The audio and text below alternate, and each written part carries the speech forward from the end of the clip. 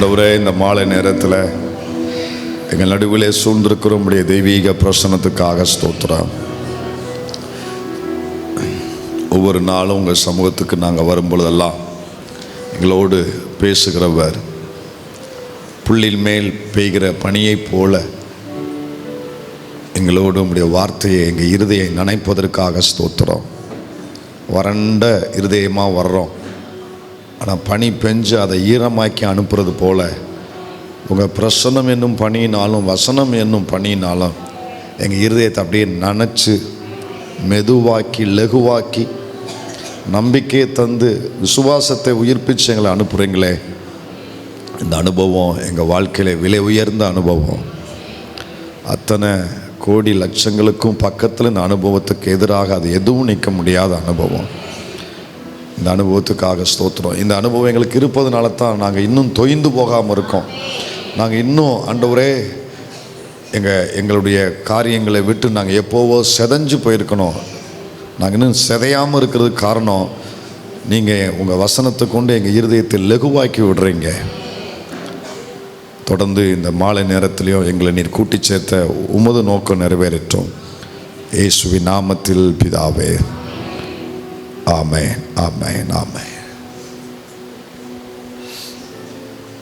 ஏசாயா தீர்க்கதரிசன புஸ்தகம் 45வது அதிகாரம் 14வது வசனம்.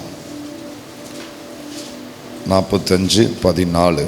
எகிப்தின் சம்பாத்தியமும் எத்தியோப்பியாவின் வர்த்தக லாபமும் நெடிய ஆட்களாகிய சபையரின் வர்த்தக லாபமும் உன்னிடத்திற்கு தாண்டி வந்து உன்னுடையதாகும். தாண்டி வந்து உன்னுடையதாகும். ஆமீன் சொல்லுவோம். எப்படி? உன்னுடைய அப்படியே நமக்கு தாண்டி வந்து என்னுடையதாகும். சும்மா சொல்லுங்க, தாண்டி வந்து என்னுடைய. ஸோ கொஞ்சம் கவனிங்க, இந்த வசனத்துக்கு நம்ம அப்புறம் வருவோம். கவனிங்க, யோசுவா 17:17 வாசிங்க. யோசுவா 17:17 வாசிங்க. யோசுவா யோசேப்பு வம்சத்தாராகிய எப்ராயிமேரையும் மனாசேரையும் நோக்கி, நீங்கள் ஜனம் பெருத்தவர்கள், உங்களுக்கு மகா பராக்கிரமம் உண்டு, ஒரு பங்கு மாத்திரம் அல்ல, மலை தேசமும் உங்களுடையதாகும். மொத்தம் 7 காரியம். எது ஆகும்? 7 காரியம். கடைசியில் உங்களுக்கு ஃபைனலாக அந்த 7 வந்துடும். பொறுமையாக இருங்க.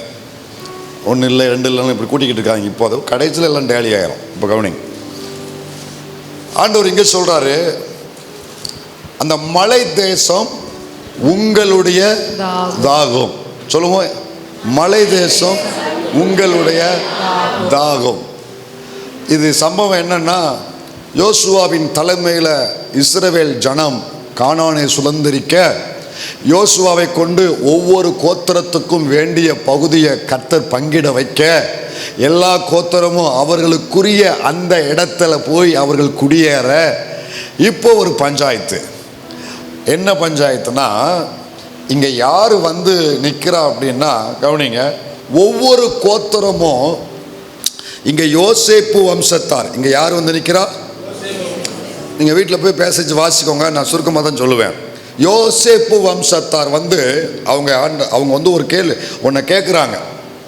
அது பிந்தி சொல்கிறேன் என்னன்னு. அதுக்கு இப்போ யோசுவா பதில் சொல்கிறாரு, சரிப்பா உங்கள் கோரிக்கையை ஏற்றுக்கிறேன், ஒரு பங்கு மாத்திரம் அல்ல, கவனிங்க, மலை தேசமும் இப்போ உங்களுடையது ஆகும். அதான் முக்கியம், அதை விட்டுறக்கூடாது. மலை தேசம் உங்களுடையது ஆகும். அல்லேலூயா. யூதா கோத்திரம்னா ஒரு கோத்திரம் மட்டும்தான் யூதா. நப்தலி கோத்திரம்னா ஒரு கோத்திரம் மட்டும்தான் நப்தலி. ரூபன் கோத்திரம்னா ஒரு கோத்திரம் மட்டும்தான் ரூபன். இசக்கார் கோத்திரம்னா ஒரு கோத்திரம் மட்டும்தான் இசக்கார். ஆனால் யோசேப்பு கோத்திரம்னா அது ஒரு கோத்திரம் இல்லை, அது என்னென்ன வருது? மனாசே, எப்ராயிம், 2 கோத்திரம் வருது. அப்போ யோசேப்பு கோத்திரம்னா 2 கோத்திரம் வருது. கவனிங்க, இந்த வார்த்தை சொல்லுது ஒரு பங்கு மாத்திரம் அல்ல. என்ன அர்த்தம் தெரியுமா? ஒவ்வொரு கோத்திரத்துக்கும் ஒவ்வொரு பங்கு கொடுத்துருக்காங்க, அது அவங்களுக்கு போதுமானது. அதே வரிசையில் யோசேப்பு கோத்திரத்துக்கு ஒரு பங்கு கொடுத்துருக்காங்க, அது அவங்களுக்கு போதாது. ஏன்னா 2 கோத்திரம். 2 கோத்திரம். புரியலையா உங்களுக்கு? புரியுதா புரியலையா? அதாவது தம்பிங்க வா, ஆரம்பங்க வா. இப்போ உங்க எல்லாருக்கும் ஆளுக்கு ஒரு கையில ஒவ்வொரு ஆப்பிளை கொடுத்துட்டு எங்க 2 பேரையும் கவனிங்க, எங்க 2 பேருமே எனக்கு பின்னால் இருக்கான்னு வைங்களேன், கண்ணுக்கு உங்களுக்கு தெரில, எனக்கு பின்னால் இருக்கிறான். ஆளுக்கு ஒரு ஆப்பிளை கொடுத்துட்டு இப்போ நாங்கள் 2 பேர் இருக்கோம், மீதம் உள்ள ஒத்த ஆப்பிளை எங்கிட்ட கொடுத்துருக்கீங்க. இப்போ நாங்கள் 2 பேர் மீதம், எங்கள் 2 பேருக்கு இல்லை, நாங்கள் 2 பேர் தான் இல்லாமல் இருக்கிறோம். இப்போ இந்த ஒத்த ஆப்பிள் எங்கள் 2 பேருக்கும் பத்தாது. எல்லாருக்கும் ஒரு ஆப்பிள் திருப்தியாக இருப்பீங்க. ஒரு ஆப்பிள் நாங்கள் 2 பேரும் பாதி எப்படி வயிறு நிறைய அதில். இப்போ நாங்கள் போய் கேட்குறோம், நாங்கள் 2 பேரும் போய் கேட்குறோம், கொடுத்தவற்றை போய் கேட்குறோம், எப்பா எல்லாருக்கும் ஒவ்வொரு ஆப்பிளை கொடுத்தியே, எங்கள் 2 பேர்த்துக்கு ஒத்த ஆப்பிளை கொடுத்துருக்கிறது நியாயமா? அவங்களுக்குலாம் ஒரு ஆப்பிள், இங்கே 2 பேர்த்துக்கு ஒரு ஆப்பிள், எப்படிப்பா பத்தோம் அப்படின்ன உடனே அவர் சொல்கிறாரு, சரி விடுங்க, இதான பிரச்சனை, அந்த இருக்கு பாருங்க ஆப்பிள் தோட்டம், அது உங்களுடையது, போங்க. புரியலை நிறைய பேருக்கு. அந்த இருக்கு ஆப்பிள் தோட்டம், அது உங்களுடையது. ஆமீன் சொல்லுங்க பார்க்கலாம்.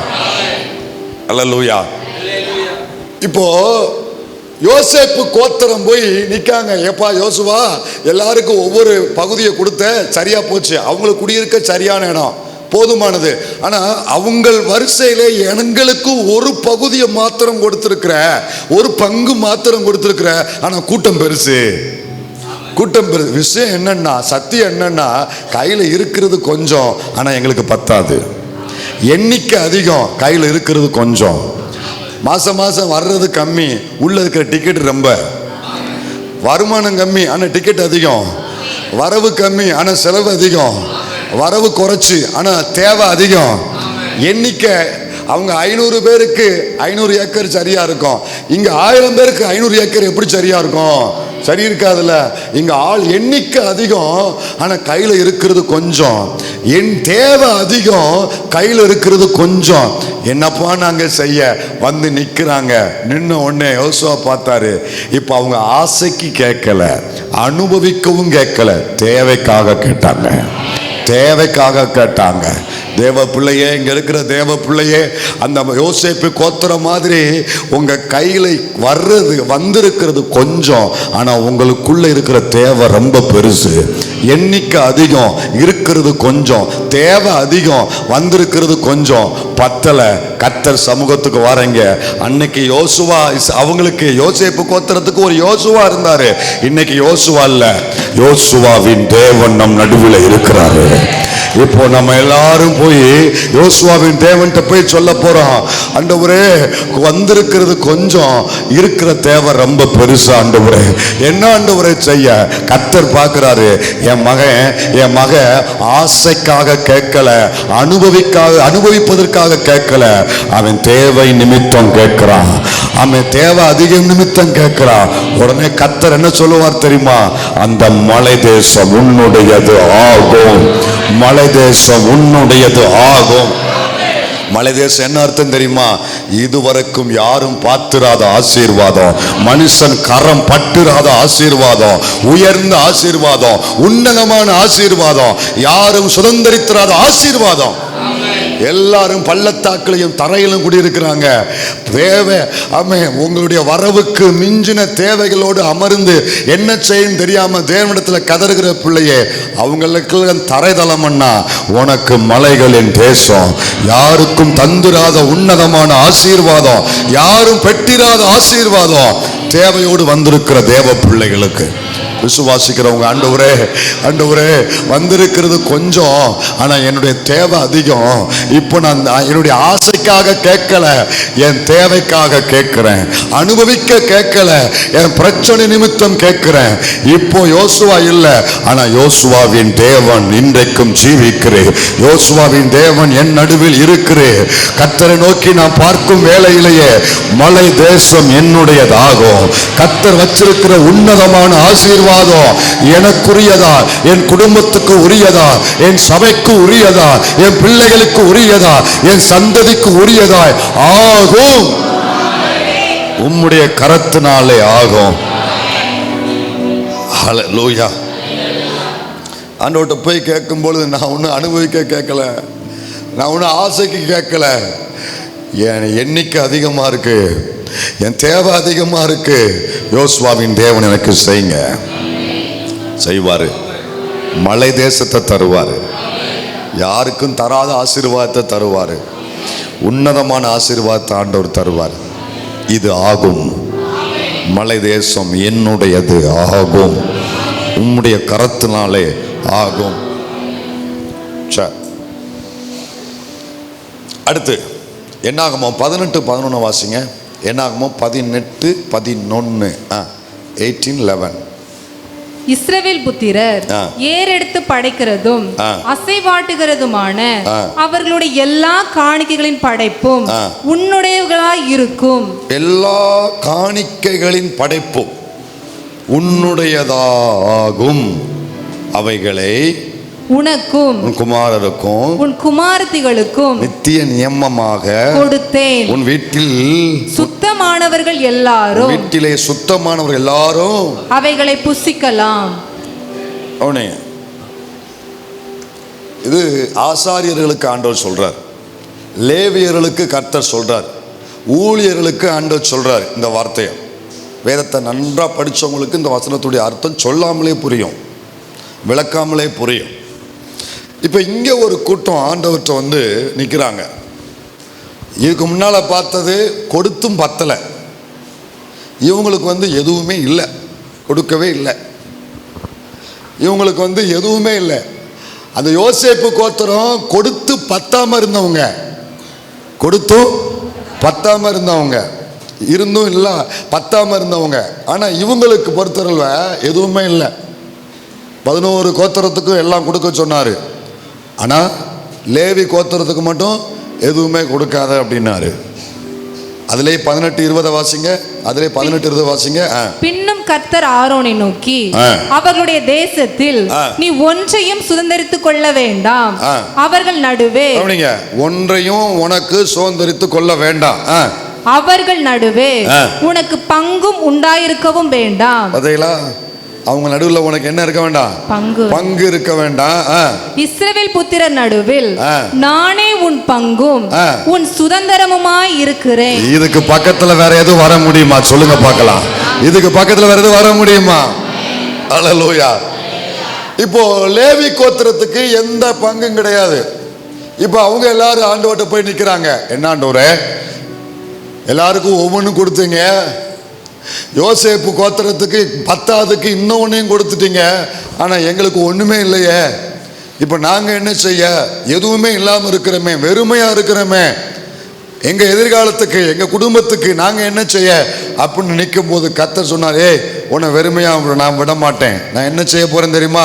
இஸ்ரவேல் புத்திரர் எனக்கு ஏறெடுத்து படைக்கும் பரிசுத்த படைப்புகள் அனைத்தும் அது உன்னுடையதாகும், அது உனக்குரியதாகும், அது உங்களுக்குரியதாகும், அது உனக்கு சுதந்திரமாய் கொடுத்தேன். மற்றவங்களுக்கு இருந்ததிலிருந்து எடுத்து கொடுத்தாரு, ஆனா இவர்களுக்கு தனக்கு கர்த்தருடைய பாதத்துக்கு வந்ததுல சிறந்ததை தேவன் எடுத்து கொடுத்தாரு. உனக்கு எது இல்லைன்னு நினைக்காத, நீ லேவி, நீ நீ நீ நீ ஆரோன் சந்ததி, ஒண்ணு இல்லைன்னு நினைக்காத, மற்றவங்களுக்கெல்லாம் இருந்ததுல கொடுத்தாரு, உனக்கோ அவருக்குரியதுல இருந்து கர்த்தர் எடுத்து கொடுக்கிறாரு சிறந்ததை. எனக்கு பங்கு நீங்க தான் ஆண்டவரே, என் சுதந்திரம் நீங்க தான் ஆண்டவரே, என்னுடைய நித்திய பங்கு நீங்க தான் ஆண்டவரே. அல்லேலூயா. இப்போ ஆரம்பத்தில் கணக்கு போட்டு பார்த்தா 11 கோத்திரமும் ஒரு பக்கம் நின்றுக்கிட்டு ஓட்டலாண்டி ஒன்றுமில்லாதவன் பிழைக்க தெரியாதவன் சொல்லி பேசுகிற மாதிரி இருக்கும் லேவியை பார்க்கும் பொழுது. ஒரு கணக்கு சொல்கிறேன், கவனிங்க. ஒரு கணக்கு சொல்கிறேன், இது நான் போட்ட கணக்கு இல்லை, பரிசுத்தவான்கள் எனக்கு சொல்லி கொடுத்த கணக்கு. கவனிங்க. ஆரம்பத்தில் லேவி கோத்திரத்தை பார்த்து, என்னமோ பெருசாக நீ லேவின்னா ஆசாரியன்னா பாஸ்ட்னா ஒன்று ஓட்டலாண்டியே விட்டார் பார்த்தியா, எனக்கு பார்த்தியா மாதம் 10,000 ரூபா, மாதம் 1,00,000 ரூபா டான் விழுது, உனக்கு இப்போ என்ன இருக்குது, நீ போட்டுக்க வெள்ளை அங்கேயே எத்தனை உனக்கு என்ன இருக்குது அப்படின்னு கேள்வி பண்ணாங்களாம். நான் சொல்கிறது அந்த பாளையம் அந்த பாளையத்தில் 12 கோத்திரத்தில் 12 கோத்திரமும் 11 கோத்திரம் ஒன்று சேர்ந்துட்டு இவனுங்கெல்லாம் நக்கல் பண்ணாங்க, கேலி பண்ணாங்க, கிண்டல் பண்ணாங்க, எடக்கு பண்ணாங்க, மிடக்கு பண்ணாங்க. இவங்க எல்லாம் போய் ஆண்டவர்கிட்ட போய் நின்னாங்க. என்ன ஆண்டவரே, இப்படி ஊழியத்தை செய்ய வந்திருக்கேன், எனக்கு சுதந்திரம் ஒன்றும் கொடுக்கல, அவங்க எல்லாரும் மனைவி பிள்ளை சந்தோஷமாக இருக்காங்க, நான் என்ன ஆண்டவரை கொஞ்சம் பொறுமையார், கொஞ்சம் பொறுமையார், கொஞ்சம் பொறுமையார். இப்போ ஆண்டவர் கட்டளை போட்டார், இங்கே வாரு 11 பையில் வந்து நில்லு. வந்து நின்னான். மாதம் உனக்கு எவ்வளோ வருது? எல்லாருக்கும் மாதம் 10,000 வந்து விழுது. மாதம் 10,000. இவனுக்கு சொல்லுங்க, ஒன்றும் இல்லை. நான் அங்கே இஸ்ரவேல் பாளையத்தை பேசுகிறேன். இஸ்ரவேல் பாளையத்தை புரிஞ்சுக்கிறதுக்காக, இந்த வசனம் புரிஞ்சுக்கிறதுக்காக. ஆரம்பத்தில் ஓட்டலாண்டி, ஒன்றும் இல்லாதவன், பரதேசி. யார்? லேவி. இப்போ 11 பேர் வந்து நின்னா, இங்கிட்டு ஓரத்தில் லேவி நின்னா. உனக்கு எவ்வளோ வருது?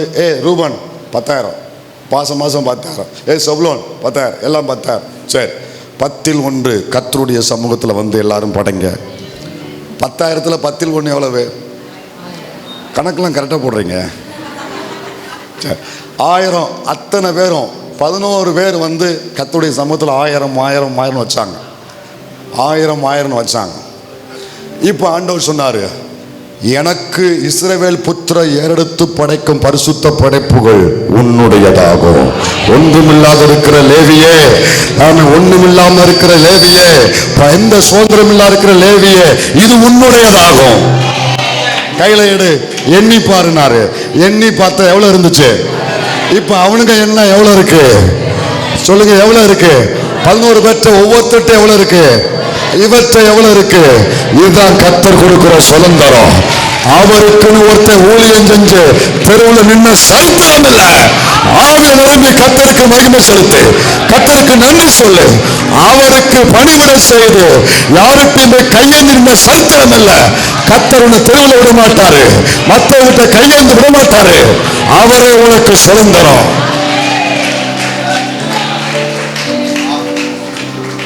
இப்ப எவனும் வந்து கேட்க முடியாது.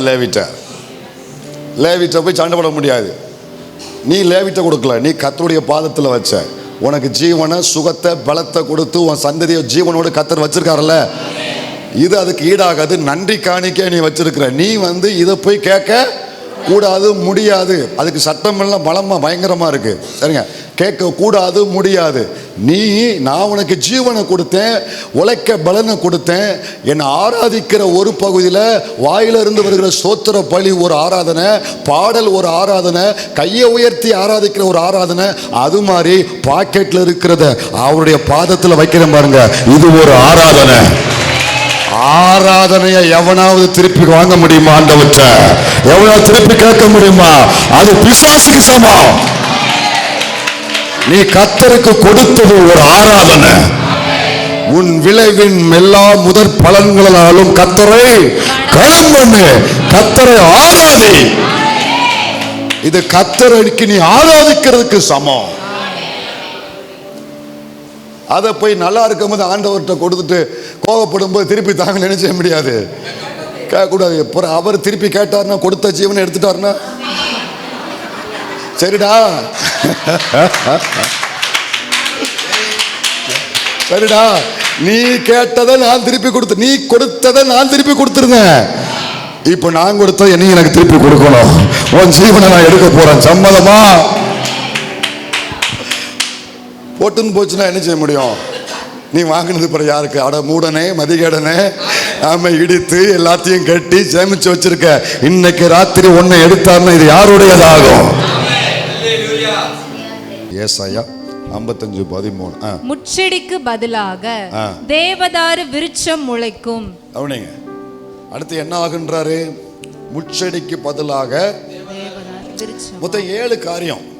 மறுபடியும் இப்போ வருஷப்படுத்திட்டு நான் செய்திக்குள்ள இன்னும் அடுத்த செய்திக்குள்ள நம்ம போகலாம். ஒன்று என்ன உண்டாகும்? மேய்ச்சல் உண்டாகும். அப்புறம் புதிதாகும், கோணலானது செவ்வையாகும்.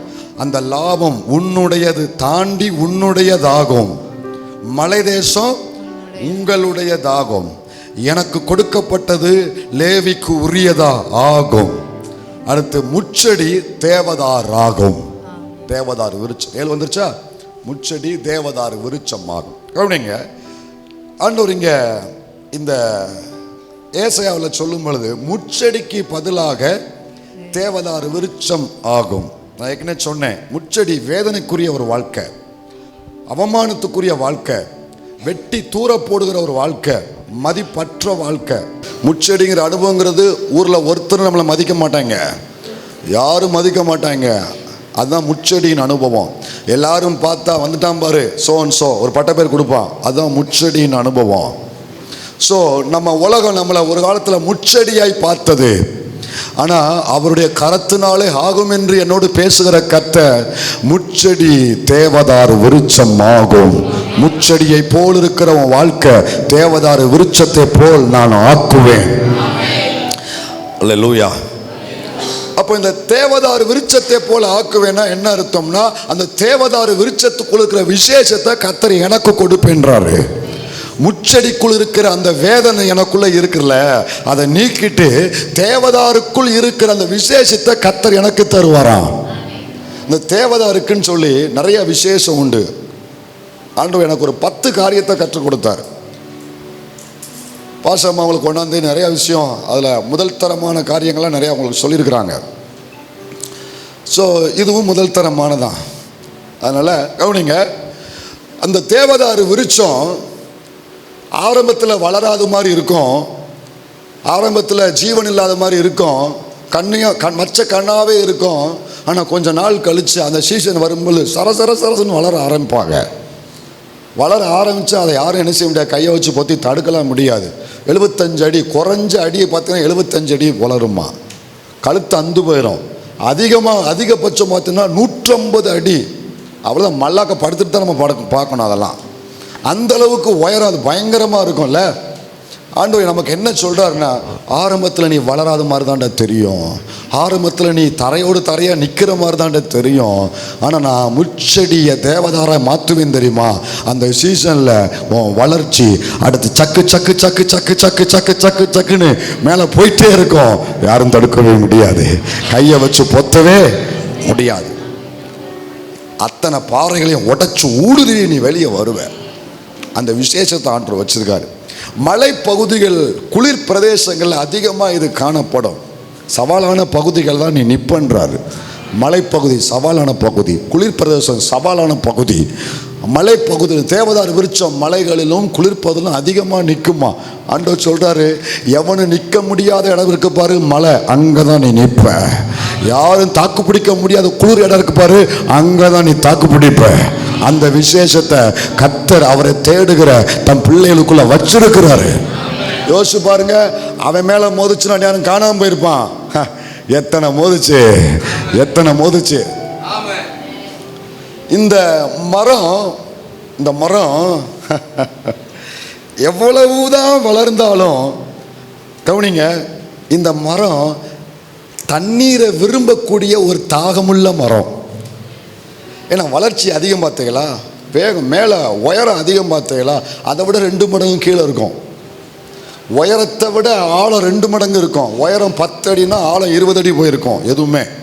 அது மாதிரி 150 அடினா எவ்வளோ போயிருக்குன்னு கணக்கு போட்டு பாருங்க.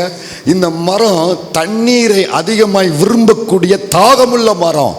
தண்ணீரை தேடிக்கிட்டே இருப்பாங்க. ஸோ நீங்களும் நானும் எவ்வளவு வளர்ந்தாலும் சரி, எவ்வளவு ஆசீர்வதிக்கப்பட்டாலும் சரி, எவ்வளவு பயன்படுத்தப்பட்டாலும் சரி, நான் எப்பொழுதும் தேவனே நீர் என்னுடைய தேவன், அதிகாலமே உண்மை தேடுகிறேன். விடாய்த்ததோ தண்ணீரற்றதமான நிலத்திலே என் ஆத்துமா உண்மை தாகமாக இருக்கிறது. ஆண்டவரே, தேவன் மேல எப்பொழுதும் நமக்கு ஒரு தாகம் இருக்கணும். நான் வளர்ந்துட்டேன், பிரசங்கம் பண்ண ஆரம்பிச்சுட்டேன், ஜெபம் பண்ண ஆரம்பிச்சுட்டேன், ஊழியம் பண்ண ஆரம்பிச்சுட்டேன், ஆசீர்வதிக்கப்பட ஆரம்பிச்சுட்டேன், எனக்கு தண்ணி தேவையில்லைன்னு நினைக்க கூடாது. சாகிற வரைக்கும், செத்ததுக்கு அப்புறமும் கூட எனக்கு அவர் பிரசன்னம் தேவை, அவர் சமூகம் தேவை.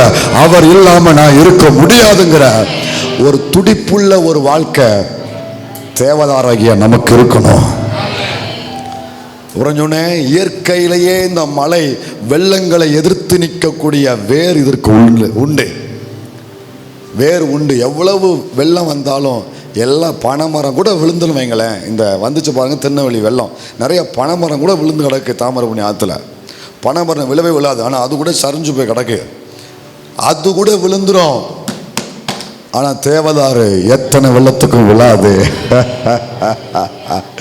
உங்க மேல எவ்வளவு மோதியும் நீங்க விழ மாட்டீங்க. ஏன்னா நீங்க வாரி இழுத்து கொண்டு போறதுக்கு நீங்க ஒரு முச்செடி அல்ல, உங்க குடும்பம் ஒரு தேவதாரு விருட்சம். வெள்ளங்கள் வந்து மோதத்தான் செய்யும், ஆனா விழாது, அது அசையாது. தேவன் அது நடுவிலே இருக்கிறார், அதற்கு சகாயம் பண்ணுகிறார். இதுவரைக்கும் ஆண்டவருக்கு நன்றி சொல்லுங்க. எத்தனை மோதிச்சு, நீ விழல. ஏன் தெரியுமா? உங்களுக்கு தெரியல, ஆனா அதான் உண்மை. நீ ஒரு தேவதாரு விருட்சம். உங்களுக்கு தெரியல, ஆனா அதான் உண்மை. நீங்க கர்த்தர் உங்களை தேவதாரு விருட்சமா வச்சிருக்கிறதுனால தான் அவ்வளவு வந்து இன்னும் நீங்க விழாம இருக்கிறீங்க. அதற்காக உமக்கு ஸ்தோத்திரம் ஆண்டவரே. எனக்கே தெரியாம என்ன தேவதாரா வச்சிருக்கீங்க பாத்தீங்களா? எப்படி தெரியுது? விழாம இருக்கிறோம்ல, அப்ப கர்த்தர் தேவதார விருட்சமா வச்சிருக்கிறாரு. நடந்ததை பார்த்தா நீ இந்த ஊர்ல இருக்கக்கூடாது, நீ அந்த தெருவுல இருக்கக்கூடாது, உன் குடும்பமே இருக்க முடியாது, உன் சபை இருக்க முடியாது. நிக்குதுல தேவதார விருட்சமா கர்த்தர் ஊனி வச்சிருக்கிறாரு.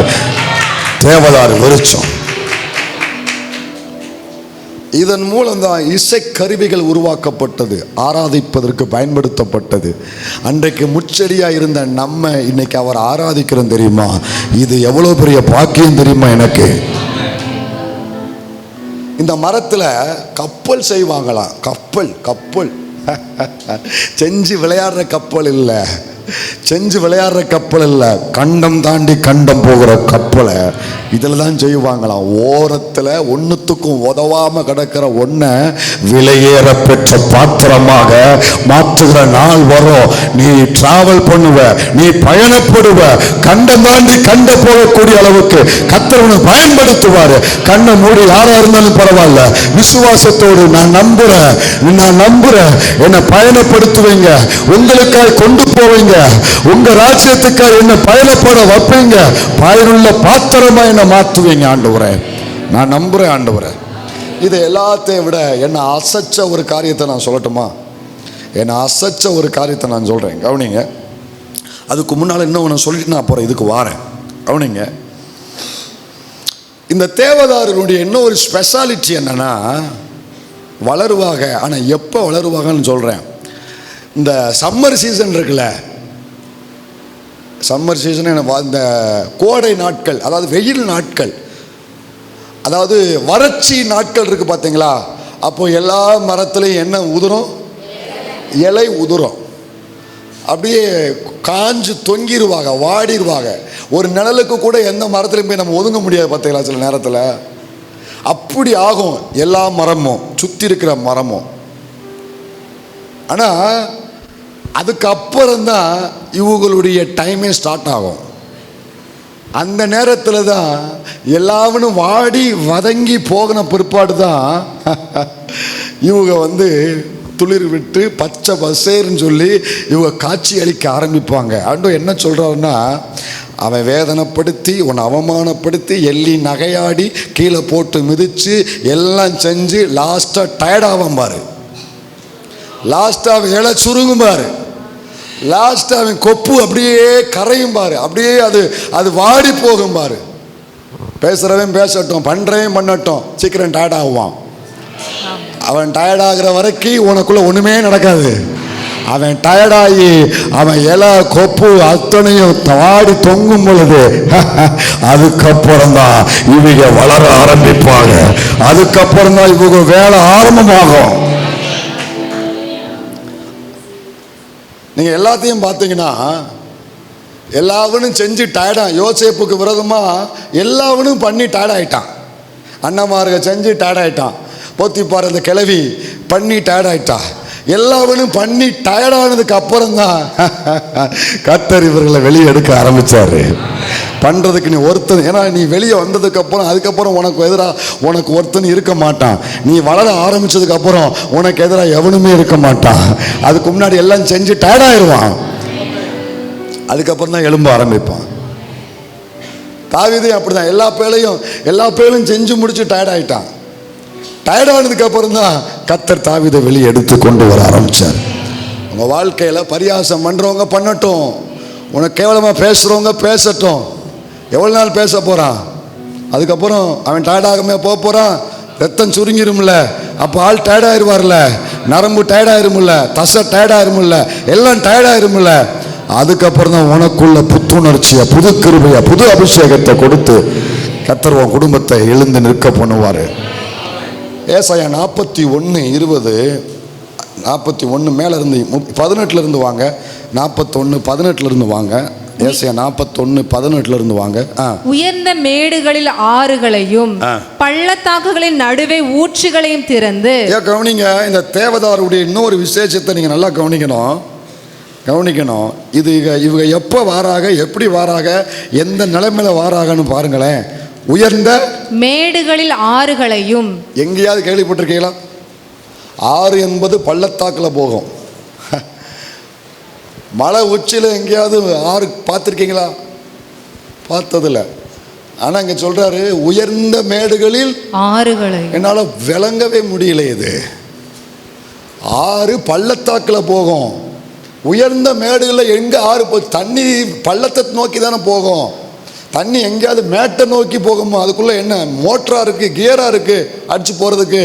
இல்லை, தண்ணி பள்ளத்துக்குள்ளே தான் போகும், தண்ணி மேட்டுக்கு போகாது. ஆனால் இங்கே வசனம் சொல்லுது உயர்ந்த மேடுகளில் ஆறுகளையும் பள்ளத்தாக்கில் நடுவே ஊற்றுகளையும். ஊற்று வந்து மலையில தான் இருக்கும். ஊற்று எல்லாமே தலைகளை நடக்குங்க. ஊற்று வந்து கவனிங்க, உயர்ந்த மேடுகளில் ஆறாம், பள்ளத்தாக்குகளே ஊற்றான். இது ஆக்சுவலா ஊற்று வந்து உயர்ந்த மேட்டில் இருக்கணும், ஆறு வந்து பள்ளத்தாக்கில் இருக்கணும். ஆனால் இங்கே எல்லாமே டைரக்ஷன் டிஃப்ரெண்டாக இருக்கு. எல்லாமே லாஜிக் எல்லாம் உடைச்சு, நடைமுறைகள் எல்லாம் மாற்றப்பட்டு, நடைமுறைகள் பழக்க வழக்கத்தில் நடைமுறைகள் எல்லாம் மாற்றப்பட்டிருக்கு. இதை ஏன் ஆண்டவர் இங்கே கொண்டு வந்தாருன்னா, நல்லா கவனிங்க, உயர்ந்த மேடுகளில் எப்படி ஆறு, எதற்கு ஆறுனா அடுத்த வசனம் பாருங்க. வனாந்தரத்திலே கேதுரு மரங்களையும் சீத்தி மரங்களையும் மிருது செடிகளையும் ஒளிவ மரங்களையும் நட்டு அவாந்தர வெளியிலே தேவதாரு விருட்சங்களையும். அவாந்தர வெளியில தேவதாரு விருட்சங்களையும் பாய் மரங்களையும் புன்னை மரங்களையும் உண்டு பண்ணுவேன். பாய்மர விருட்சங்கள் புன்னை மரங்களை உண்டு பண்ணுவேன். கவனிங்க, உயர்ந்த மேடுகளில் கர்த்தர் ஆறுகளை ஏன் கொண்டு போறாருன்னா, அப்படி அர்த்தம் என்னன்னு சொல்றேன். எதை கொண்டு வர தெரியுமா? இங்க இருக்கிற கேதுருக்கள், சித்தி மரங்கள், மிருது செடிகள், ஒலிவ மரங்கள், அதோடு கூட தேவதாரு விருட்சம், உன்னதமான உயர்ந்த உயர்தர ஆசீர்வாதங்களை கொண்டு வர உயர்ந்த மேடுகள். அர்த்தம் என்ன அப்படின்னா, உயர்ந்த மேடுல ஏற முடியாது, உயர்ந்த மேடுல வர சாத்தியம் இல்லை. அப்படின்னா என்ன அர்த்தம்னா, சாத்தியமில்லாத சூழ்நிலை. இதை வச்சுலாம் என் வாழ்க்கையில் எதுவும் செய்கிறதுக்கு பாஸ்டர், நீங்கள் சொல்கிற இந்த தேவதாரு விருட்சம் பிரசங்கத்துக்கு நல்லா இருக்கு பாஸ்டர், என் நோட்ஸுக்கு கூட ரொம்ப நல்லா இருக்கு பாஸ்டர், நிஜ வாழ்க்கைக்கு ஒத்து வருமானு எனக்கு தெரில பாஸ்டர். சாத்தியம் இல்லை. ஏன்னா என் வாழ்க்கை உயர்ந்த மேடு, ஏன்னா என் குடும்ப சூழ்நிலை உயர்ந்த மேடு, ஏன்னா என் நிலைமை உயர்ந்த மேடு. மேட்டை போல உயரமான நிலைமையில, அதனுடைய அர்த்தம் மூச்சு வாங்கக்கூடிய இடத்துல நான் நிற்கிறேன். மேலே ஏறும்போது என்ன வாங்கும்? ஆறானுக்கு ஏறு வரும்போது ஒவ்வொரு நேரமும் வந்து முதல் பாட்டுக்கு யாரும் பாட மாட்டோம். ஏன்னா மூச்சு விட்டுட்டு கொஞ்சம் அதை ரிலாக்ஸ் பண்ண வேண்டியிருக்குல்ல. 10 படி ஏறினாலும் என்ன வருது? மூச்சு வாங்குதுல.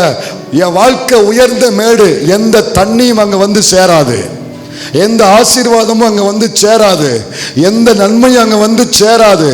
என் குடும்பம், என் பிள்ளை காரியம், என் ஊழியம், என் சபை ஒரு உயர்ந்த மேடு. இனி வாய்ப்பு இல்லை. கேட்கறதுக்கு நல்லா இருக்கு, நடக்கிறதுக்கு சாத்தியம் இல்லை, அதுக்கேற்ற சூழ்நிலை இல்லை, அதுக்கேற்ற வருமானம் இல்லை, அதுக்கேற்ற வேலை இல்லை, அடுத்த கட்டத்துக்கு கொண்டு போறதுக்கு எனக்கு வழி இல்லாமல் இருக்கிறேன். இப்பயாவது தேவதாரு விருட்சமாவது. ஏன்னா என் வாழ்க்கை உயர்ந்த மேடு, என் குடும்பம் உயர்ந்த மேடு. இதுலலாம் வர வாய்ப்பு இல்லை பாஸ்டர்னு புலம்புறீங்களே, அவர்களுக்கு தான் இந்த வசனத்தை கர்த்தர் ஞாபகப்படுத்தினாரு. நான் யார் தெரியுமா? உயர்ந்த மேடுகளிலே நான் சொன்ன தேவதாரு விருட்சத்தை. நீ உன் பிரச்சனை என்ன? உயர்ந்த மேடா போல என் வாழ்க்கை இருக்கு, தேவதார விருட்சம் எங்க வரப்போகுதுன்னு நீ கேட்கிற. அதான உன் பிரச்சனை. இப்ப நான் பதில் கொடுக்கிறேன். வர முடியாத அந்த உயர்ந்த மேட்டுக்கு நான் ஆறுகளை கொண்டு வருவேன். வர முடியாத உயர்ந்த மேட்டுக்கு நான் உனக்கு வேண்டிய நன்மைகளை கொண்டு வருவேன். அந்த ஆசீர்வாதத்தை கொண்டு வருவேன். நான் கொண்டு வருவேன். அப்ப வரும்பாரு தேவதார விருட்சம். அப்ப வரும்பாரு நான் செய்யணும்னு நினைத்த உயர்ந்த ஆசீர்வாதம். அப்ப வரும்பாரு கேதுரு மரம். அப்ப வரும்பாரு சித்தி மரம். அப்ப வரும்பாரு தேவதார விருட்சம். என் பிரச்சனை உயர்ந்த மேடு. ஆனா கர்த்தர் சொல்றபடி தேவதார விருட்சம் வர வாய்ப்பு இல்லை. அதுக்குத்தான் கர்த்தர் சொல்றாரு, உயர்ந்த மேடா இருந்தாலும் அங்க நான் ஆற கொண்டு வருவேன். ஏன்னா இப்ப நான் சொல்ற இந்த தேவதார விருட்சத்தை இதே போல வாழ்க்கைய ஒரு ஊழியத்தை கொண்டு வர அந்த மேட்டுக்கும் ஆறுகளை நான் திருப்ப முடியும். அது எப்படி ஆகும்? ஏன்னா நானும் நீங்களாம் கொண்டு போய் அங்கிருந்து பாலத்தை போட்டு தொட்டி பாலம் போட்டு கொண்டு போக போறோம். அது எப்படி ஆகும்? அங்கேயே பதில் இருக்கு. ஏன் பார்க்க 20 வசனத்தை பாருங்க. அங்கே அது எப்படி ஆகும்? 19 வாசிட்டு வாங்க பார்க்கலாம். வனாந்தரத்திலே கேதுரு மரங்களையும் சீத்தி மரங்களையும் மிருது செடிகளையும் ஒலிவ மரங்களையும் நட்டு அவாந்தர வெளியிலே தேவதாரு விருட்சங்களையும் பாய்மர விருட்சங்களையும் புன்னை மரங்களையும் உண்டு பண்ணுவேன். இது எனக்கு நம்புற மாதிரி இல்லைன்னு சொல்றீங்களா? இப்ப அடுத்த வசனம் பாருங்க, நம்ப முடியும். கர்த்தருடைய கரம் அதை செய்தது என்றும். மொத்த பேர் ஆண்டவருக்கு மகிமை செலுத்தணும். கர்த்தருடைய கரம் அதை செய்தது என்று இஸ்ரவேலின் பரிசுத்தர் அதை படைத்தார் என்றும் யாவரும் கண்டு உணர்ந்து சிந்தித்து அறிவார்கள். இப்ப கர்த்தரை மகிமைப்படுத்த பார்க்கலாம். கர்த்தருடைய கரம் உம்முடைய கரத்தினாலே ஆகும். உம்முடைய கரத்தினாலே ஆகும். உம்முடைய கரத்தினாலே உயர்ந்த வேட்டுக்கு ஆறுகளை கொண்டு வர முடியும். உம்முடைய கரத்தினாலே வளர வாய்ப்பில்லாத என் வாழ்க்கையில தேவதாரு விருட்சத்தை உண்டு பண்ண முடியும். உம்முடைய கரத்தினாலே ஆகும். அல்லேலூயா. உம்முடைய கரம் எதையும் செய்ய. உம்முடைய கரம் அப்படியே ஆறு மேட்டை நோக்கி போகுது. நம்ப முடியலையே. ஆசீர்வாதம் போக வாய்ப்பில்லாதவனுக்கு போய் சேருது. இதுக்கு தான் அந்த ஏசாயாவுக்கு அதை மட்டும் நம்ம டச் பண்ணிட்டு முடிச்சிருவோம். ஏசாயாவில் 45:14 பாருங்க. ஏசாயா 45:14 முதல்ல வாஸ்தவம் பாருங்க. எகிப்தின் சம்பாத்தியமும் எத்தியோப்பியாவின் வர்த்தக லாபமும் நெடிய ஆட்களாகிய சபையேரின் வர்த்தக லாபமும் உன்னிடத்திற்கு தாண்டி வந்து உன்னுடையதாகும். கவனிங்க, ஆண்டவர் இங்க சொல்றாரு. இங்க என்ன சொல்றாருன்னா, எகிப்தின் சம்பாத்தியம் எத்தியோப்பியா வர்த்தகம் நெடிய ஆட்களாகிய சபையர் வர்த்தக லாபம் இது உன்னுடையதாகும் என்று கர்த்தர் தேவ ஜனத்துக்கு அன்றைக்கு சொன்னவர் இன்றைக்கு இங்கே இருக்கிற தம் ஜனத்துக்கு சொல்றாரு. அவங்ககிட்ட இருந்து உன்கிட்ட கொண்டு வர்றதுக்கு காரணம் என்னன்னா, சிறைபிடித்த அந்த பாபிலோன் மன்னன் அவர்களுடைய அத்தனை ஆசீர்வாதங்களையும் மொத்தமாக உறிஞ்சிட்டு அவன் கொண்டு போய் எகிப்துலையும் எத்தியோப்பியாவிலையும் சபேரியாவிலையும் அவன் போய் இன்வெஸ்ட்மெண்ட் பண்ணி லாபம் சம்பாத்தியம் பண்ணிக்கிட்டு இருக்கான். ஆண்டவர் ஜனத்துக்குறி கொடுத்த ஆசீர்வாதத்தை எதிரி பறிச்சுட்டு போய் பிடுங்கிட்டு போய் அவன் வட்டிக்கு விட்டு அதில் லாபம் சம்பாத்தியம் பண்ணிக்கிட்டு இருக்கான். ஆனால் அந்த ஆசீர்வாதத்துக்கு உரிய ஜனம் இன்னைக்கு சைவரில் உட்காந்துருக்குறாங்க. அதான் கர்த்தர் சொன்னார், உன்னை விடுவிப்பது மட்டும் என் நோக்கம் அல்ல, உனக்குரிய சுரண்டிட்டு கொண்டு போய் எவன் சம்பாத்தியம் பண்றான்ல அது மொத்தத்தையும் நான் புறப்பட்டு வர செய்வேன். எகிப்துல இருந்தாலும் சரி, எத்தியோப்பியா இருந்தாலும் சரி, உலகத்துல எந்த முக்குல மூலையில உன் ஆசீர்வாதத்தை சத்துல பிடிங்கி கொண்டு போய் ஒளிச்சு வச்சிருந்தாலும் சரி, அத்தனை ஒளிபடத்தில் இருக்கிற ஆசீர்வாதங்களை இருப்பு தாழ்பாடுகளை முடித்து வெண்கல கதவுகளை உடைத்து நான் வெளியே கொண்டு வருவேன். அது வெளியே கொண்டு வருகிற விதம் தான் எனக்கு ஆச்சரியப்படுத்துச்சு. எப்படியா? அது எல்லாம் உன்னிடத்திற்கு தாண்டி வந்து உன்னிடத்திற்கு தாண்டி வந்து உன்னுடையது ஆகும். தாண்டி வந்த ஆசீர்வாதம், தாண்டி வந்த ஆசீர்வாதம். தாண்டி வருகிற ஆசீர்வாதம். நல்லா கவனிக்கணும். கர்த்தர் உங்களுக்கென்று கொடுத்த ஆசீர்வாதத்தை சத்துரு சுரண்டி எடுத்துட்டு போய் அவன் லாபம் சம்பாத்தியம் பண்ணிக்கிட்டு இருக்கான். பார்த்தீங்களா? உங்களுக்குரிய ஆசீர்வாதம் இன்னைக்கு உலகத்தில் எந்த மூலையில் கிடந்தாலும் சரி, யாருடைய பாக்கெட்டில் இருந்தாலும் சரி, யாருடைய டெபாசிட்டில் இருந்தாலும் சரி, யாருடைய அந்த ஃபிக்ஸரில் இருந்தாலும் சரி, அவன் அசையா சொத்தா அசையும் சொத்தா எப்படி மாற்றி இருந்தாலும் சரி, எவன் கழுத்தில் எவன் காதில் உனக்குரியது தொங்கினாலும் சரி, கர்த்தர் சொல்றாரு தாண்டி வரும் பாரு, உனக்குன்னு நான் கொடுத்தது. அதை அவன் சம்பாத்தியம் பண்ணதை கொண்டு வர மாட்டான். அதுக்காக நான் கடை ஓனர் கழுத்தில் தொங்கும் 15 பவுனு தாண்டி வரும் ஆண்டவரேட்டு போகாத, அப்படி போகக்கூடாது. தாண்டி வரும்னு சொல்லியிருக்காரு, பார்த்த எங்க காணும், அப்படி தரக்கூடாது. அது அல்ல, சரியா? அந்த மாதிரி நான் எல்லாம் மீறி புரிஞ்சிடக்கூடாது. எனக்குன்னு கர்த்தர் கொடுத்தது ஒரு காலத்தில் என் கையில் இருந்தது. இன்னும் சொன்னா எனக்குன்னு தேவன் தீர்மானிச்சது, எனக்குன்னு தேவன் திட்டம் பண்ணியது, எனக்குன்னு கர்த்தர் முன்குறிச்சது. உலகத்தில் எங்க இருந்தாலும் ஜம்ப் பண்ணி வரும், ஜம்ப் பண்ணி வரும், தாவி வரும், தாண்டி வரும், தாண்டி வரும். அந்த வார்த்தை பார்த்தீங்களா? அந்த வார்த்தை போடுங்க, மறுபடியும் அந்த வசனத்தை போடுங்க, 45:14 போடுங்க பார்க்கலாம். அதில் வாசிங்க, இப்போ எல்லாரும் சேர்ந்து வாசிங்க. எகிப்தின் சம்பாத்தியம், எத்தியோப்பியாவின் வர்த்தக லாபமும், நெடிய ஆட்களாகிய என்ன ஆட்கள்? நெடிய ஆட்கள். நீ எவ்வளவு நெடியவனா இருந்தா எனக்கு என்னடா? உன் கண்ணு முன்னால தாண்டி வரும் பாரு, உன் கண்ணு முன்னால தாண்டி வரும் பாரு.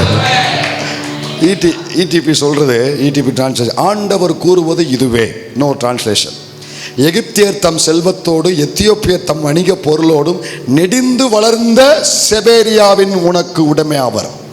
நெடிந்து வளர்ந்தவன் பணமரம் மாதிரி வளர்ந்துருக்கான் பாரு, ஆளுதான் உள்ள. அப்படி சில ஆட்களை சொல்லுவாங்க பார்த்தீங்களா, எப்படி வளர்ந்துருக்கான் பாரு, ஏல இப்படி வளர்ந்துருக்கேல, எப்படி இருக்குன்னு தெரிய வேண்டாமா? நீ எவ்வளோ பெரிய ஆளாக இருந்தாலும் சரி, நீ கோழியாத்து உயரமாக நிலைக்குள்ளேயே முளையாடி அளவுக்கு உயரமாக வளர்ந்தாலும் சரி, எனக்குரியது ஓட்ட இருக்க முடியும். உன் வளர்த்தியை தாண்டி அது என் கையில் வந்து கர்த்தர் சேர்ப்பாரு, என்கிட்ட கர்த்தர் கொண்டு வந்து கொடுப்பாரு. தாண்டி எனக்கு அந்த ஆண்டவர் கொண்டு வர்ற விதம் அடா அடா அடா அடா எல்லாம் ரசிக்கிறவங்களுக்கு தான் எல்லாம் தெரியும். இந்த வசனத்தை ருசிக்கிறவங்களுக்கு தான் தெரியும். இல்லை வந்து சாப்பாட்டில் 2 விதமான ஆட்கள் இருக்கிறாங்க. அப்படியே போனோமா, கப்பு கப்புக்குன்னு அள்ளி போட்டோமா, டக்குன்னு ஃபேனை போட்டோமா, அப்படி ஒதுங்கு ஒதுங்கு அப்படி சாஞ்சோமா, இது வரல, இது வரல. அந்த எண்ணெய் எப்படி இருக்குது, உப்பு இருக்கா, உரப்பு இருக்கா, குறை கண்டுபிடிக்கிறதுக்கு இல்லை, எப்படி இருந்தாலும் அப்படி ருசிச்சு அப்படி ரசித்து அப்படியே மென்று, இது ஒரு குறிப்பு இருக்குது பாருங்கள். அதே மாதிரி வசனத்தை இன்னைக்கு காலையில் ஒரு 10 வசனத்தை படிக்கணும், கடப்படா கடப்படா கடப்படா மூடிட்டு போ, இது வரல. அப்படி உட்காந்து எகிப்தியன் சம்பாத்தியம், எத்தியோப்பியர் லாபம், சபேரியாவுடைய வர்த்தக லாபம் தாண்டி வருதா? இது எப்படி தாண்டி வருது? அது கர்த்தருடைய கரம் அதை செய்யுமாக்கும். ஹல்லேலூயா. இங்கதான் ஆண்டவர் நமக்கு ஒன்று கற்றுக் கொடுக்க விரும்புகிறாரு.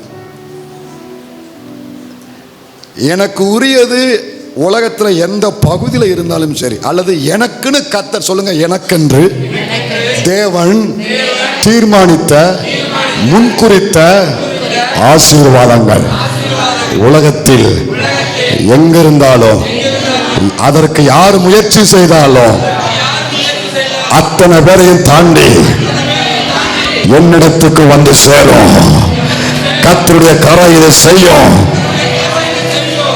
ஹல்லேலூயா.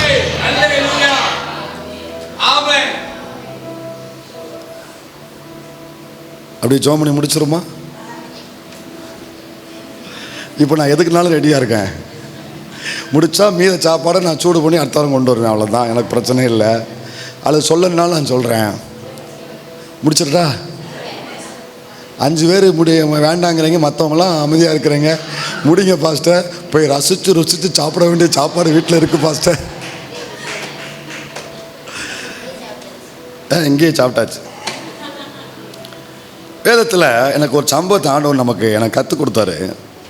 என்ன அப்படின்னா, தாவீது குடும்பத்தில் சம்பவம் நடந்திருக்கு. தாவீது ஃபேமிலியில் அந்த சம்பவம் நடந்திருக்கு. 1 ராஜாக்கள் 2:15 வாசித்தீங்கன்னா வீட்டில் போயிட்டு இன்னைக்கு நேரம் இருந்து என்ன நேரம் இருந்தால் என்ன எடுங்க நேரம் என்ன. இந்த 1 ராஜாக்களில் முதல் அதிகாரமும் 2வது அதிகாரமும் மிஞ்சி போனால் 10 நிமிஷம் ஆகும். என்ன கவனிங்க, மிஞ்சி போனால் 10 நிமிஷம், அவ்வளோதான். அதிகமான 15 நிமிஷம் ஆகும். எழுத்து கூட்டி வாசிக்கிறவங்களுக்கு 15 நிமிஷம் ஆகும், மற்றவங்களுக்கு 10 நிமிஷம் ஆகும். சரியா? தூங்குறதுக்கு முன்னால் இந்த 1 ராஜாக்களில் முதல் அதிகாரம் 2வது இதை மட்டும் படிச்சுட்டு நீங்கள் தூங்க. இந்த பிரச்சனை நல்லா விளங்கும். அப்படியே காலையில் விடியும் போது தாண்டி வரும் பாரு உங்களுக்கு. 1 ராஜாக்கள் 2 உண்மை விசுவாசத்தோட சொல்கிறேன், சிரிக்கிறதுக்காக சொல்லலை. 1 ராஜாக்கள் 2:15 வாசிங்க. அப்பொழுது அவன் ராஜ்யம் என்னுடையதா இருந்தது என்றும். இது யார் சொல்றானா? வாசி முடிச்சிருங்க, நான் சொல்றேன். நான் அரசாளுகிறதற்கு இஸ்ரவேலர் எல்லாரும் என்மேல் நோக்கமாய் இருந்தார்கள் என்றும் நீர் அறிவீர்.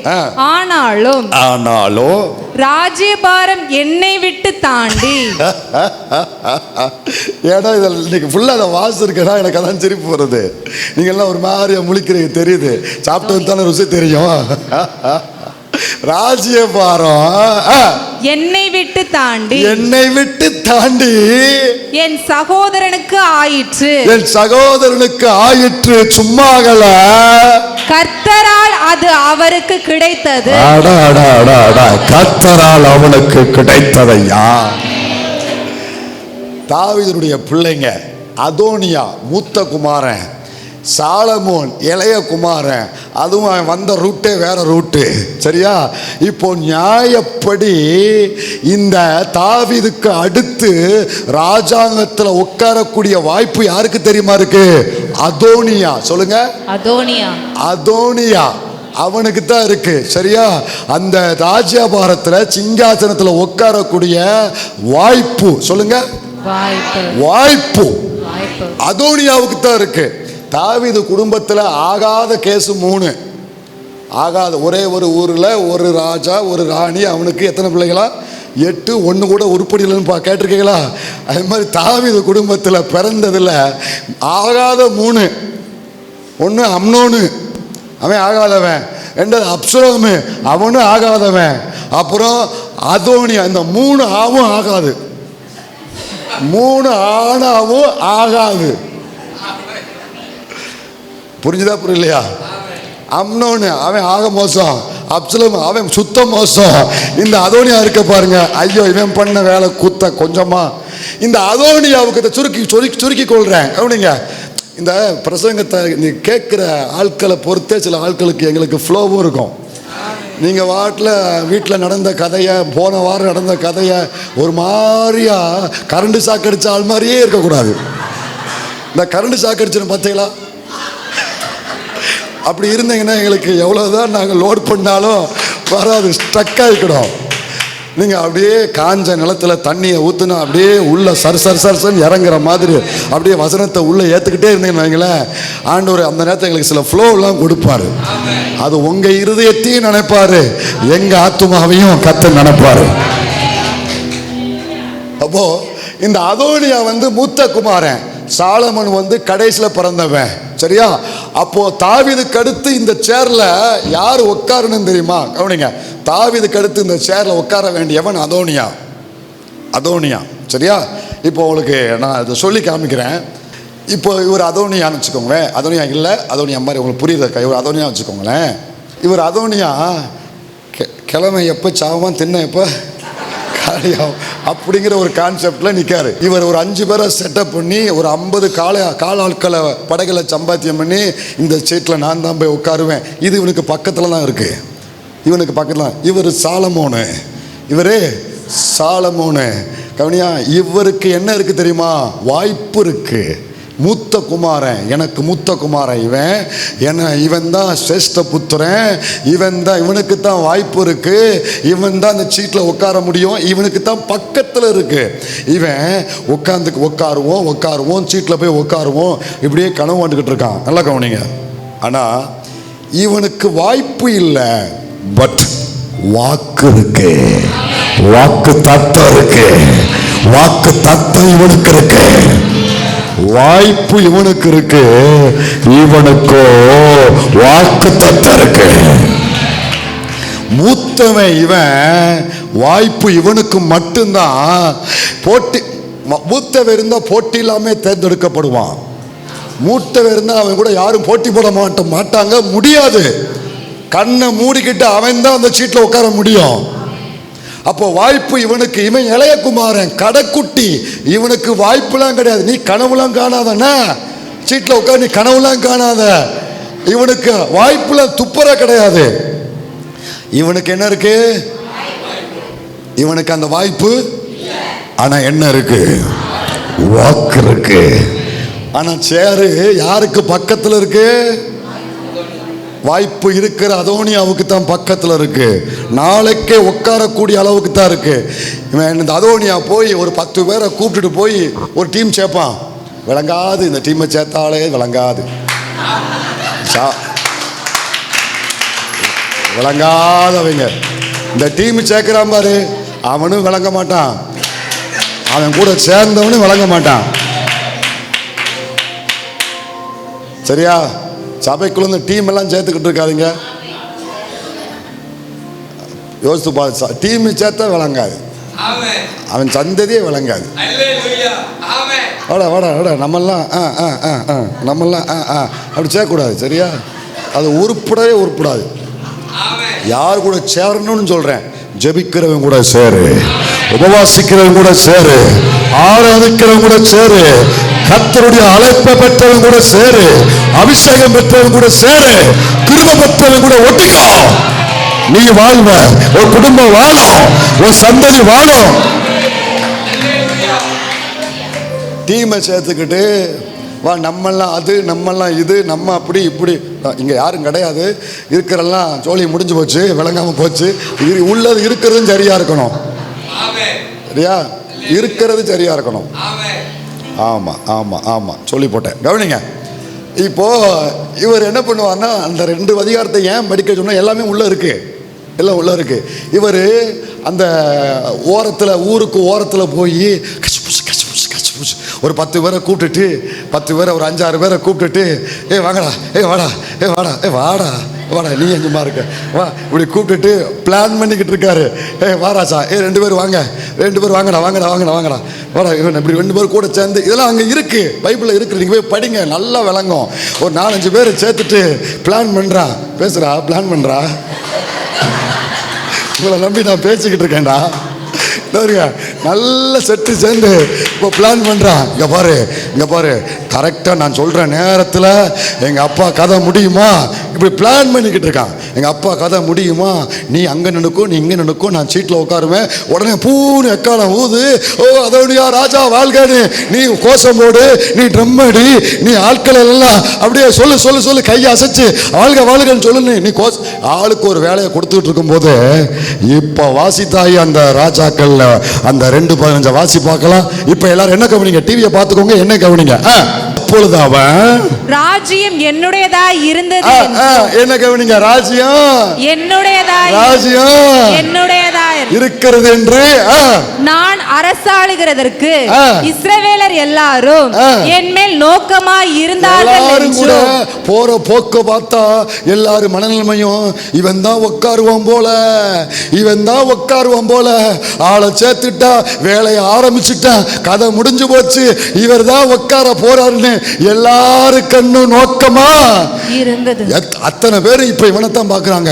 இவ்வளவு பேர் ஒண்ணு சேர்த்துட்டாங்கடா, இவனை ஜெயிக்க யாரும் முடியாதுடா, இவன் தாண்டா வாக்கு, இவன் தாண்டா வாய்ப்பு உள்ளவன், இவன் தாண்டா மூத்தவன் அப்படின்னு எல்லாரும் கண்ணு நோக்கமா இருக்கும் போது, ஆனாலும் ராஜ்யபாரம், என்ன கவனிங்க, ராஜ்யபாரம் என்னை விட்டு தாண்டி என் சகோதரனுக்கு ஆயிற்று, என் சகோதரனுடையதாயிற்று. அத்தனை பேரும் கையை தட்டி ஆண்டவருக்கு மகிமை செலுத்தி பார்க்கலாம், ஆண்டவருக்கு மகிமை செலுத்தி பார்க்கலாம். தாண்டி என்னுடையது ஆயிற்று, என்னுடையது ஆயிற்று. அடுத்த வார்த்தை, அத்தனை பேரும் கவனிங்க, இவன் பிளான் பண்ணா, ஆள சேர்த்த, இவன் யாரும் சேர்க்கல, ஒத்தல நின்னா. அப்புறம் எப்படி இவனுடையது ஆயிட்டு தெரியுமா? கர்த்தரால் அது அவருக்கு கிடைக்கும். உம்முடைய கரத்தினாலே, உம்முடைய கரத்தினாலே, உம்முடைய கரத்தினாலே. உம்முடைய கரத்தினாலே கர்த்தரால் ஒரு 10 தடவை சொல்லுங்க. கர்த்தரால் ஆயிற்று, கர்த்தரால் ஆயிற்று, கர்த்தரால் ஆயிற்று, கர்த்தரால் ஆயிற்று, கர்த்தரால் ஆயிற்று, கர்த்தரால் ஆயிற்று, கர்த்தரால் ஆயிற்று, கர்த்தரால் ஆயிற்று, கர்த்தரால் ஆயிற்று, என் கர்த்தரால் ஆயிற்று. இவர் எந்த முயற்சி எடுக்கல, இவர் ஆளை கூப்பிடல, இவர் இதுக்குன்னு சொல்லி அண்டர் கிரவுண்ட் வேலைலாம் பார்க்கல. இவன் எத்தனை வேலையும் செஞ்சுக்கிட்டு இருக்கான். கண்ணை முழிச்சு பார்த்தா ராஜ்யபாரம் தாண்டி வந்தது. அவன் படிச்சு வரல, அவன் அண்டர் கிரவுண்ட் வேலை பார்த்து வரல, அவன் ஆளை வச்சு அதுல போய் உட்காரல, அவன் அபகரிக்கல, அடிச்சு பறிக்கல, தாண்டி வந்தது, தாண்டி வந்தது, தாண்டி வந்தது. கர்த்தர் சொல்றாரு, கர்த்தர் உங்களுக்கு முன் குறித்தது எங்க இருந்தாலும் சரி, எத்தனை பேர் போட்டி போட்டாலும் சரி, எவ்வளவு வளர்ந்த ஆட்கள் நின்னாலும் சரி, தாண்டி வரும். நீ எதுவும் வேலை பார்க்க வேண்டாம், நீ யாரையும் சந்திக்க வேண்டாம், நீ யாரையும் துணைக்கு கூப்பிட வேண்டாம், ஒத்தலை நின்னாலும் பரவாயில்ல. கர்த்தருடைய கரம், கர்த்தருடைய கரம் உங்களுக்கு உரியத, கர்த்தர் வாக்கு பண்ணியத தாண்டி கொண்டு வந்து உங்கள் சந்ததிக்கு உங்களுக்கு சேர்ப்பார் கர்த்தர். அல்லேலூயா. இவன் இப்படி பார்த்துக்கிட்டு இருக்கும்போது அப்புறம் ஒரு சத்தம் வருது. 1:25 வாசி பார்க்கலாம், 1:25 வாசி பார்க்கலாம். அவன் இன்றைய தினம் போய் மாடுகளையும் கொழுத்த ஜந்துகளையும் ஆடுகளையும் திரளாக அடித்து ராஜாவின் குமாரர் அனைவரையும் ராணுவ தலைவரையும், இவன் பண்ற வேலை, இவர் பண்ற வேலை, அதோனியா பண்ண வேலை. ஆசாரியனாகிய அபியத்தாரையும் அழைத்தான். அபியத்தார் இருக்காரு. அடுத்து வேற யாரெல்லாம் இருக்கா? அங்க 2-3 டிக்கெட் இருக்கும். ராணுவ தலைவர், ராணுவ தலைவன் இருக்காரு பாருங்க, பொருத்தமா இருக்காரா? எல்லாரும் ஒண்ணு போல இருக்காங்களா? இருக்காங்க. ராஜாவின் குமாரர் அனைவர், ராஜாவின் குமாரர் எல்லாம், மற்ற பேருக்கு எல்லாம் ஒண்ணு சேர்ந்துட்டாங்க. இவன் ஒத்தையெல்லாம் நிக்கான், பாவம் சாலமோன் தனியா நிக்கான். ஒண்ணு சேர்ந்து அடித்து முன்பாக புசித்து ராஜாவாகிய அதோனியா வாழ்க என்று சொல்லுகிறார்கள். என்ன சொல்றா? ராஜாவாகிய அதோனியா வாழ்க, அதோனியா இவன் இங்க வேலை பார்த்துக்கிட்டு இருக்கிறான். சரியா? இப்போ இந்த நேரத்தில் அங்க ஒரு காட்சி நடக்கும் பொழுது இங்க ஒரு காட்சி நடந்துகிட்டு இருக்கு.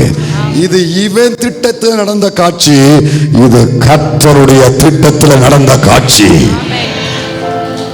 உங்களுக்கு நடக்க போகிறது கர்த்தருடைய திட்டத்தின் காட்சி. அது வரும் சாட்சி, அதனால் அவருக்கு சேரும் மகிமை. இவன் பிளான் பண்ணி இருக்கும்போது கர்த்தர் இங்க வேலையை முடிச்சிட்டாரு, தாண்டி வந்துருச்சு. தாண்டி வந்த உடனே இப்போ என்ன நடக்குது போறதுமா? இப்ப கவனிங்க, 3 இருந்து வாசி. யோனத்தான் அதோனியாவுக்கு பிரதியுத்தரமாக, ஏது தாவீது ராஜாவாகிய நம்முடைய ஆண்டவன் சாலமோனை ராஜாவாக்கினாரே, ராஜா ஆசாரியனாகிய சாதோக்கையும் தீர்க்கதரிசியாகிய நாத்தானையும் யோய்தாவின் குமாரன் பெனாயாவையும். இப்போ இங்க நடந்தது எல்லாத்தையும் இந்த இருக்கான் பாருங்க. இவன் ஓடி வந்து மகாராஜா, இவன் ஓடி வந்து இங்க நடந்ததெல்லாம் கண்ணால பார்த்தான். இவன் தான் யோனத்தானு. கண்ணால பார்த்துட்டு, ஆஹா கர்த்தர் செஞ்ச காரியம், அங்க அந்த பயலுக நம்ம ஒண்ணுத்துக்கு மத்தாத பயலுக்கு என்னமோ பிளான் பண்ணிட்டு இருக்காங்க. ஓடி வந்து சம்பவத்தை சொல்றான். அந்த வசனம் தான் இப்போ வாசிக்கிறதெல்லாம். சொல்லும் போது இப்போ எல்லாம் சொல்லி முடிச்சுட்டான். இந்த மாதிரிலாம் நடந்து போச்சு, நீ இங்க வாட்டில் பிளான் பண்ணிக்கிட்டு இருக்க வேண்டியதான். கர்த்தர் வேலையை முடிச்சுட்டாரு, தாண்டி போயிருச்சு. ஆமா, இனிமே நீ உட்கார முடியாது. கர்த்தர் அந்த ராஜ்யபாரத்தை தாண்டி வர செய்தாரு சாலமோனுக்கு. ஏன்பா? எப்படிப்பா? உனக்கு வாய்ப்பு இருந்துச்சு, இவனுக்கு வாக்கு இருந்துச்சு. உன் கூட இத்தனை பேர் சேர்ந்தாங்க, இவன் கூட கர்த்தர் இருந்தாரு. சொல்லி முடிச்சுட்டு இப்போ 49-50 கிளைமேக்ஸ். அதான் பாரு, 49 வாசி. அப்பொழுது அதோனியாவின் விருந்தாளிகள் எல்லாரும் அதிர்ந்து எழுந்திருந்து, போ கிளம்பு கிளம்பு கிளம்பு கிளம்பு கிளம்பு கிளம்பு கிளம்பு, வீட்டு கிளம்பு, வீட்டு கிளம்பு, வீட்டு கிளம்பு, இனி உனக்கு இங்க வேலை இல்லை. எல்லாவளும் பார்த்தான், ஆடா ஆடா இந்த பையில கூட சேர்ந்தோம், நம்மளை காலி பண்ணி போடுவான். இவன் கூட இருந்த தடம் தெரியாம கிளம்புறான், இவன் கூட கூட்டு சேர்ந்த தடம் தெரியாம கிளம்புவான். பாருங்க, உங்களுக்கு எதிராக கூட்டு சேர்ந்து அத்தனை பேரும் தடம் தெரியாம இருப்பான். ஒரு நாள்ல தடம் தெரியாம நிற்பான், இருக்கிற இடம் தெரியாம நிற்பான். விசுவாசத்தை சொல்றேன், ஆவியில கர்த்தருக்கு மகிமை செலுத்து. ஒரு ஆமீன் சொல்லுங்க.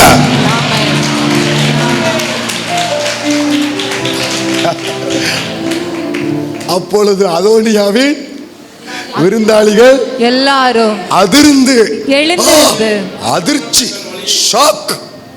என்னடா இது, என்னென்னமோ நடந்து போச்சு.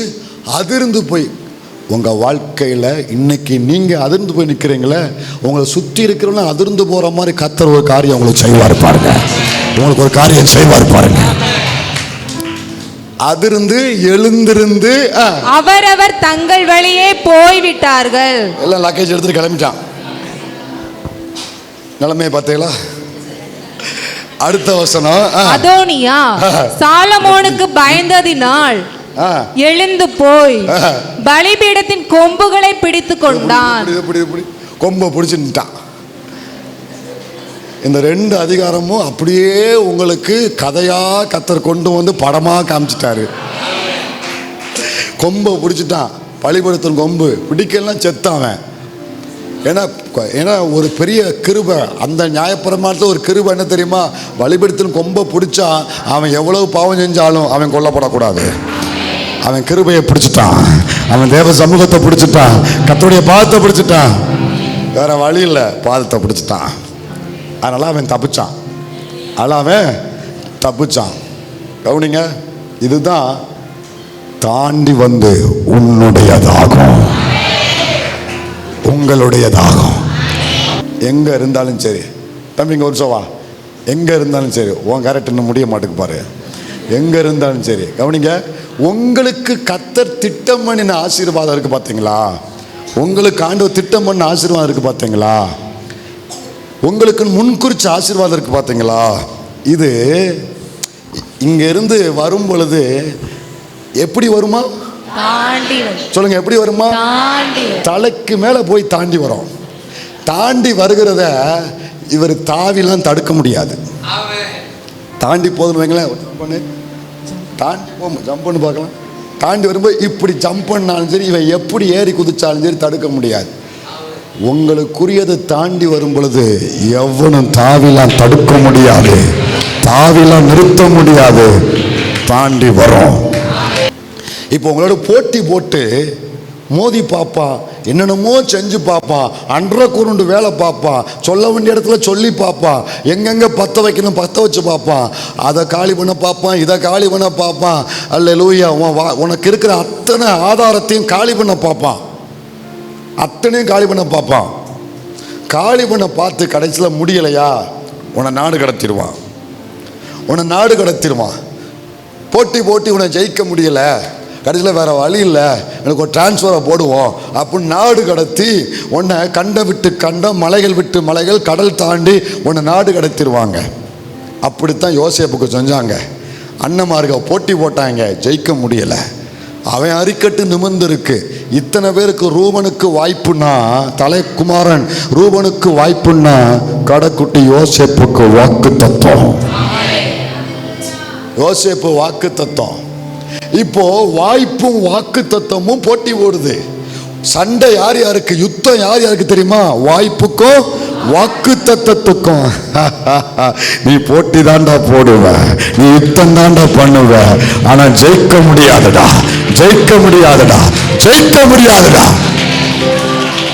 அப்கோர்ஸ் வாய்ப்பு உள்ளவனுக்கு தான் சகலமும் பிரகாசமா இருக்கும்.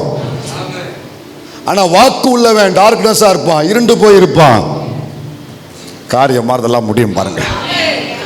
இப்போ போட்டி போட்டு அவனை நாடு கடத்திட்டாங்க. கடைசியில் போட்டி போட்டு முடியலை உடனே இவனை இதுக்குன்னு வச்சிடக்கூடாது, இவனை ஜெயிக்க முடியல. ஆனால் இங்கே இருந்து அவன் எப்படியோ நம்ம ஜெயிக்கிற மொழியை அவன் ஜெயிக்கக்கூடாது. இந்த புத்தி தான் அவன் புத்தி, இந்த புத்தி தான் அவனுங்க புத்தி. நான் இருக்கிற நிலையை அவன் இருக்கக்கூடாது. இந்த புத்தி தான் அவனுங்க புத்தி. நான் ஜெயிக்கிறேன்னு சொல்லி அவன் ஜெயிக்கக்கூடாது, நம்ம முன்னால அவன் அரிக்கட்டு நிமிர்ந்து நிற்க கூடாது. இப்போ அவனோட போட்டி போட்டு ஜெயிக்க முடியல, பேசாம என்ன கடத்திடுவோம், நாடு கடத்திட்டாங்களா? நீ அவனைத்தாண்டா நாடு கடத்த முடியும். அவன் மேல உள்ள அழைப்பையும் அபிஷேகத்தையும் கிருபையும் தரிசனத்தையும் உன்னால தொடவே முடியாது. நாடு கடத்தப்பட்டாலும் தேவ பிள்ளைய போட்டி போட்டு உன்னை இருக்கிற இடம் விட்டு பெயர்த்து எங்கேயோ நீ விரும்பாத இடத்துல உன்னை கொண்டு போய் தள்ளி விட்டாலும் சரி, கர்த்தருடைய வார்த்தை என்ன சொல்ல தெரியுமா? தாண்டி வரோம். சொல்றேன் கவனிங்க. தாண்டி வரோம். இவனை நாடு கடத்தினாங்களா? வேலை வரும் பொழுது அந்த தரிசனம் நிறைவேற வேலை வரும் பொழுது, அந்த வாக்குத்தத்தம் நிறைவேறுகிற வேலை வரும் பொழுது நீ நாடா கடத்துற. கர்த்தர் என்ன செய்வார் தெரியுமா? நாடு தாண்டி, கடல் தாண்டி, மலைகளை தாண்டி, கண்டங்களை தாண்டி, எல்லா தேசத்தையும் தாண்டி அந்த வாக்குத்தத்தத்தை அவன் மேல கொண்டு போய் நிறைவேற்றினாரு. அவன் இருந்த பெயர் சபா எங்க இருக்கு? அவன் இருக்கிற எகிப்து எங்க இருக்கு? இடையில எத்தனை கடல், எத்தனை வனாந்தரம், எத்தனை நாடு, ஆசீர்வாதம் அத்தனையும் தாண்டி போச்சு. அத்தனையும் தாண்டி போச்சு. இவனுங்க 11 பேர் இருக்கிற இடத்துல தான் இருந்தானுங்க. இருக்கிற இடத்துல இருந்தானுங்க. அவன் நினைச்சான் யோசேப்பை கடத்திட்டா இந்த ஆசீர்வாதம் நமக்கு எடுத்துக்கலான்னு காத்து காத்து பார்த்திருந்தானா, வேலை வரும் பொழுது அவன் கடத்தின அந்த நாட்டை தேடி யோசேப்புக்குரிய அந்த வாக்கு தத்துவம், அந்த தீர்க்க தரிசனம், அந்த தரிசனம் கடல் தாண்டி போகுது, மலைகளை தாண்டி போகுது, தாண்டி போய் கர்த்தருடைய கரம் அவனுக்கு நிறைவேற்றியது. தாண்டி போய் அவனுக்கு நிறைவேறியது. இவனுக்கு 11 பேரும் வேடிக்கை மட்டும்தான் பார்க்க முடிஞ்சது. 11 பேரும் ஆணு பார்க்க முடிஞ்சது, தடுக்க முடியாது. தாண்டி போய் அவனுடையதாயிற்று. தாண்டி போய் யோசேப்புடையதாயிற்று. எனக்கு பிடிச்ச ஒரு வசனம் நாளாகமத்தில் யோசேப்பை குறித்து ஒரு வசனம், அதை மட்டும் வாசிட்டு எல்லாம் முழங்கால் போடுவோம். எல்லாம் முழங்கால் போடுவோமா? முழங்கால் போட்டு வசனத்தை வாசிக்கலாம். 1 நாளாகமம் 5வது அதிகாரம். 1 நாளாகமம் 5வது அதிகாரம் எடுங்க பார்க்கலாம். 1 நாளாகமம் 5வது அதிகாரம் 5வது அதிகாரம் முதல் வசனம். ரூபன் இஸ்ரவேலுக்கு முதற் பிறந்த சேஷ்ட புத்திரன். அடுத்து அதிலே கடைசி வார்த்தையை பாருங்க. அவனுடைய சேஷ்ட புத்திர சுதந்திரம் இஸ்ரவேலின் குமாரனாகிய யோசேப்பின் குமாரருக்கு கொடுக்கப்பட்டது. 2வது வசனம். யூதா தன் சகோதரர்களை பலத்ததினால் ராஜபத்தியம் அவன் சந்ததியில் உண்டானது. அடுத்த வார்த்தை ஆகிலும். எல்லாரும் சேர்ந்து ஆகிலும். இன்னொரு முறை. ஆகிலும். இன்னும் ஒரே ஒரு முறை. ஆகிலும். ஆகிலும் சேஷ்ட புத்திர சுதந்திரம் யோசேப்புடையதாயிற்று. தாண்டி போனது. வாக்குத்தத்தம் நிறைவேறும் பொழுது யோசேப்பு அப்பா கூட இல்ல, தரிசனம் கொடுக்கப்பட்ட இடத்துல இல்ல, அவன் இருந்தது அந்நிய தேசத்துல. ஆனாலும் அந்த ஆசீர்வாதம் தாண்டி போனது, அந்த வாக்குத்தத்தம் தாண்டி போனது, அந்த தரிசனம் தாண்டி போய் யோசேப்புக்கு நிறைவேற்றப்பட்டது. கர்த்தருடைய கரத்தினால் ஆனது, உம்முடைய கரத்தினால் ஆகும். எத்தனை பேர் ஆமென் சொல்றீங்க? தாண்டி வரோம். ஆனா ஒண்ணு, வாக்குத்தத்தம் பெற்றவன் எவன் கூடயும் போட்டி போடவே மாட்டான். வாக்குத்தத்தம் பெற்றவனோடு எல்லாரும் போட்டி போடுவாங்க. ஆனா இவன் யாரு கூடயும் போட்டி போடவே மாட்டான். யாரு கூடயும் போட்டி போட வேண்டிய அவசியம் இல்லை. எனக்கு வாய்ப்பு இல்லாவிட்டாலும் கர்த்தருடைய வாக்கு எனக்கு இருக்கு. என் கர்த்தருடைய கரத்தினாலே அது ஆகும்.